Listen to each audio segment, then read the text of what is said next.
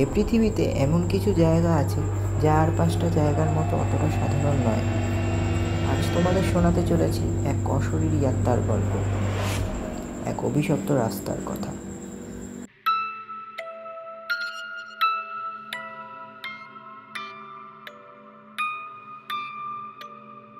নির্জন গ্রাম শ্যামনগর। গ্রামে একটি রাস্তা আছে যেটা সবাই ডাকে ভূতের রাস্তা নামে। দিনের বেলায় সব ঠিকঠাক, কিন্তু রাত নামলেই শুরু হয় অদ্ভুত সব কাণ্ড। স্থানীয়দের বিশ্বাস 15 বছর আগে সেই রাস্তায় এক দুর্ঘটনায় মারা যায় এক স্কুল ছাত্রী। নাম ছিল রূপা।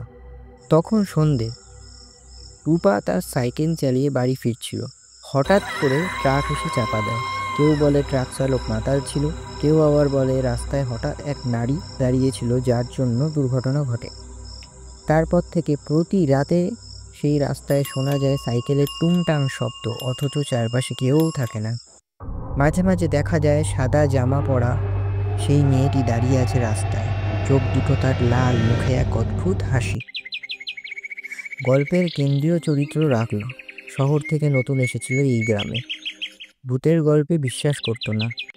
এক রাতে সাহস করে সে ঠিক করলো বাইকে করে রাস্তা দিয়ে যাবে।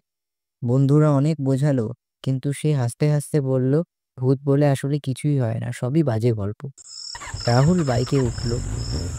রাত তখন 1টা। রাস্তায় ঢোকার সঙ্গে সঙ্গে চারপাশে ঝিঝির ঢাক থেমে গেল। হঠাৎ হেডলাইটের আলোয় দেখা গেল রাস্তার সামনে দাঁড়িয়ে আছে সেই মেয়েটি। সে হাসছে। রাহুল ব্রেক করলে, কিন্তু বাইক থামলো না।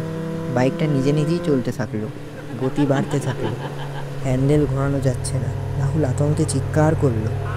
মেয়েটা বাইকের পাশ দিয়ে ভেসে ভেসে চলতে লাগলো আর বলল, তুইও আমার মতো কোনোদিন ফিরতে পারবি না। হঠাৎ এক বিশাল শব্দ আর রাহুলের চিৎকার। পরদিন সকালে রাস্তায় লোকজন জড়ো হলো।